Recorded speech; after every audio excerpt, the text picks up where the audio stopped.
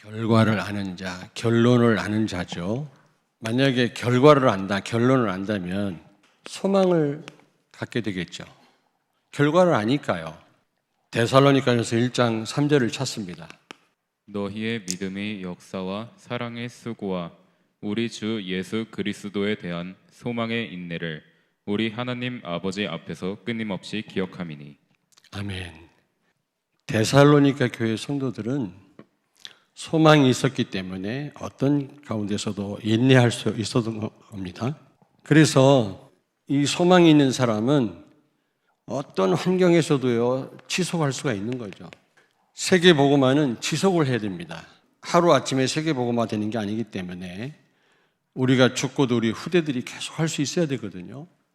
그러려면 결과를 알아야 됩니다. 결론을. 오늘 본문 말씀에 보니까 오늘 욥의 고백인데요. 하나님은 내가 가는 길을 아신다는 겁니다. 이 말은 절대 계획을 갖고 계시다는 거죠. 반드시 성취될 그냥 계획이 아니라 절대 계획을 복음을 가진 여러분 모두에게 갖고 계시는 줄로 믿습니다.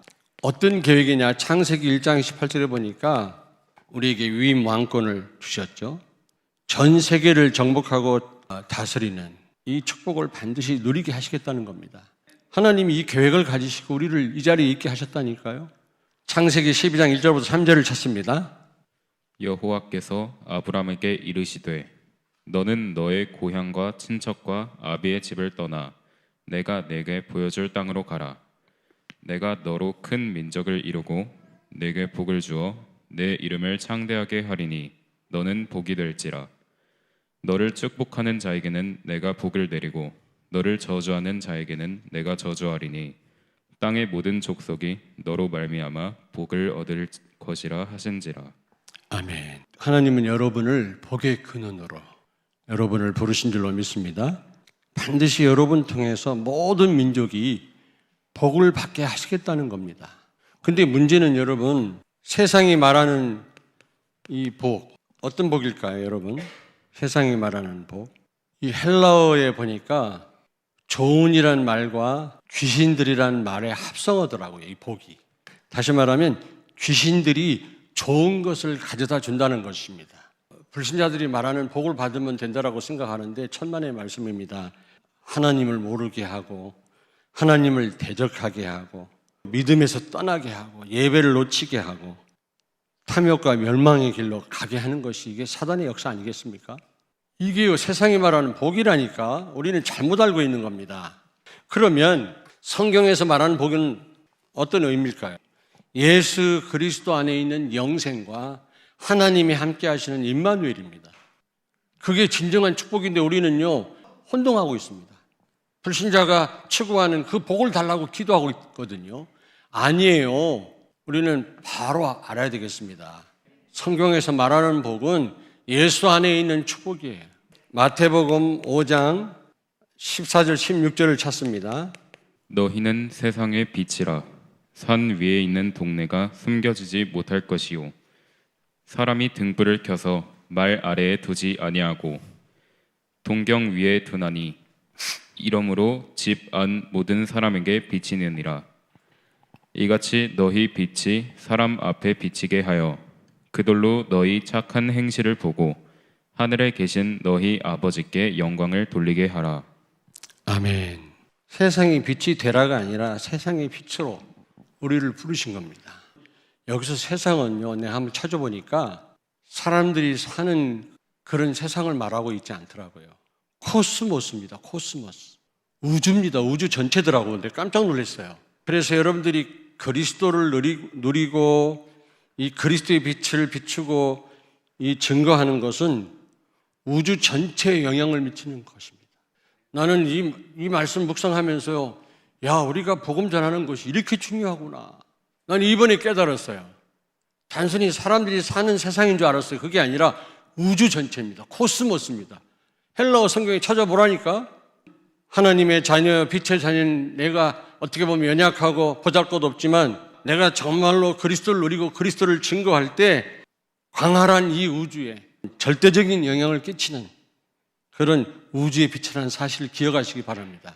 여러분이 강단 말씀을 붙잡고 정말 기도한다면 그리스도의 빛이 발해요.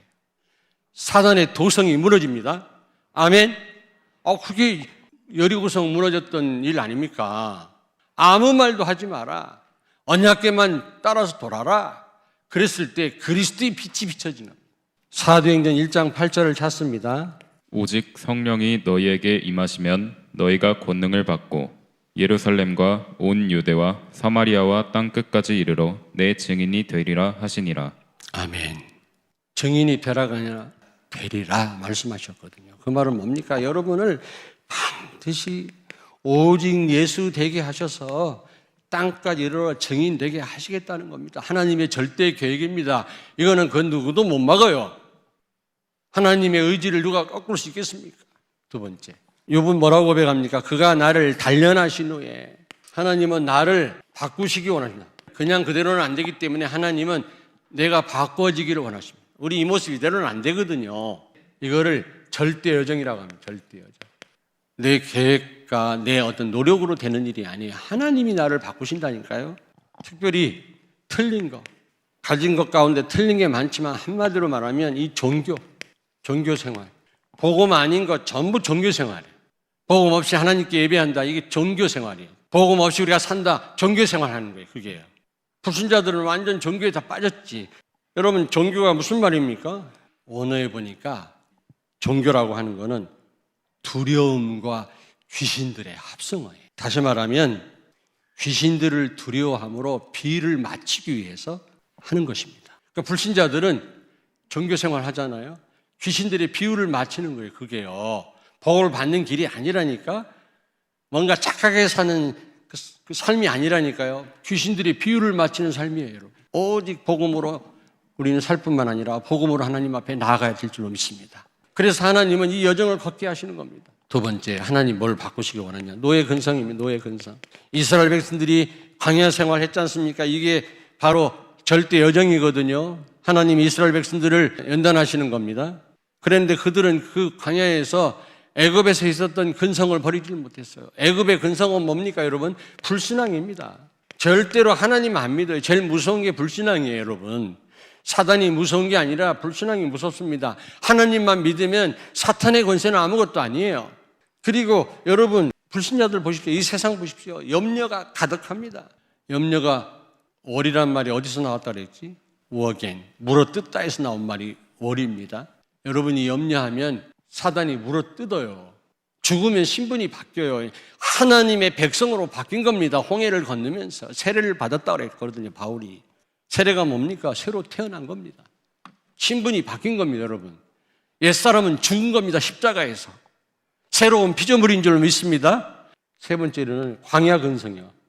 광야 근성이 뭡니까? 광야를 가면서 우리가 이 여정을 가면서 절대 여정인데 하나님 우리를 책임지시고 인도하실 텐데 계속 원망, 불평, 원인을 자꾸 다른 데서 찾아요. 진짜 우리가 제대로 원인을 알고 가야 되는데 자꾸 다른 데서.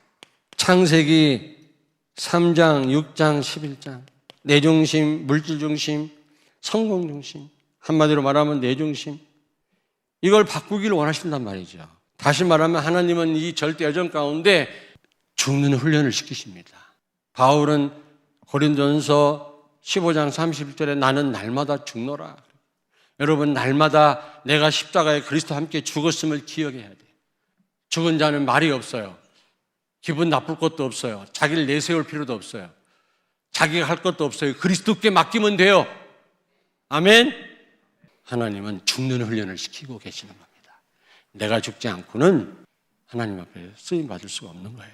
그리고 욥은 고백합니다. 순금같이 되어 나오게 하신다. 왜 나오게 하신다까지 쓰는지 아십니까? 나오게 하신다는 말은 쓰신다 그 말이에요. 순금이 쓰여지지 않으면 뭐 반지를 만들든지 뭘 목걸이를 만들지 않으면 무슨 소용이 있습니까, 그게? 이거를 가리켜서 하나님의 절대 목표라고 합니다. 여러분에게 하나님은 이런 목표를 가지시고 지금 우리를 연단하실 뿐만 아니라 반드시 순금처럼 우리를 만들어서 하나님 이 시대에 귀하게 쓰실 줄로 믿습니다. 여기에 대한 확신을 가져요. 우리의 결과예요. 이 목표를 못 막아요. 하나님이 하시겠다는데 누가 막습니까? 그 증거가 뭔지 아십니까? 여러분이 복음을 깨달았다는 데 있습니다. 복음을 깨달았다.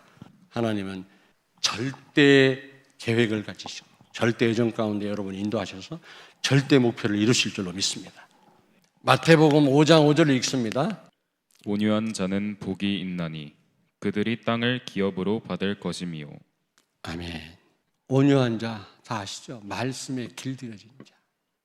순금같이 된다는 말은 말씀에 길들여진 자.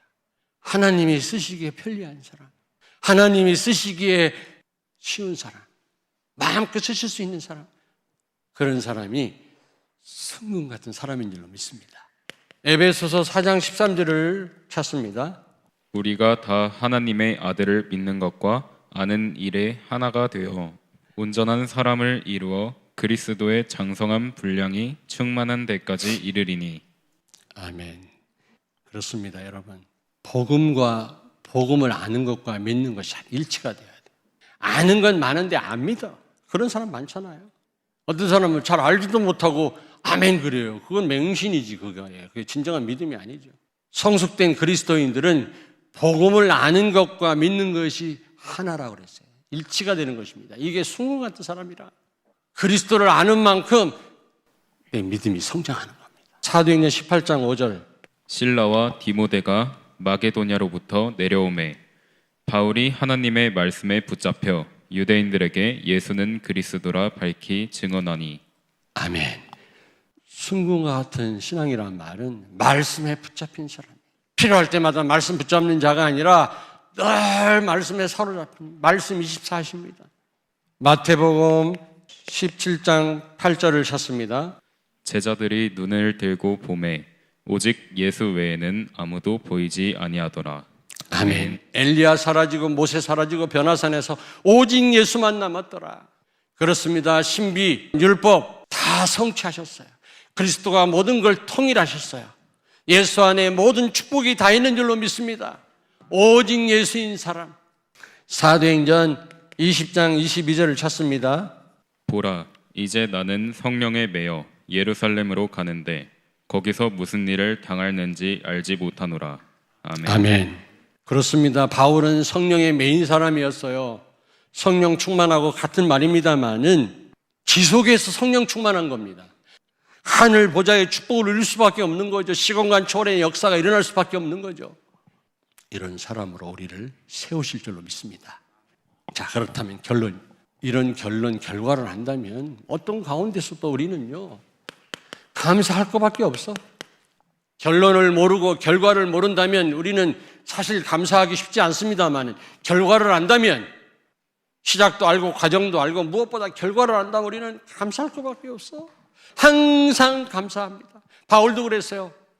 그래서 이제 결과를 아는, 결론을 아는 성도는요, 이제는 오직 말씀만 따라가면 돼요. 오직 말씀. 단 한 가지입니다. 말씀만 따라가면 돼요. 말씀만 따라가면 이런 결과에 여러분들이 도달하게 될 것입니다. 아멘. 기도하겠습니다. 살아계신 하나님, 결론을, 우리의 결과를 알게 해주신 것을 감사합니다. 어떤 가운데서도 그러므로 감사하게 해주시고 오직 예배와 말씀을 통해 전 세계에 살리고 237 살리는 성도들과 렘넌트들이 되게 하여 주시옵소서. 예수님 거룩하신 이름으로 기도하옵나이다. 아멘.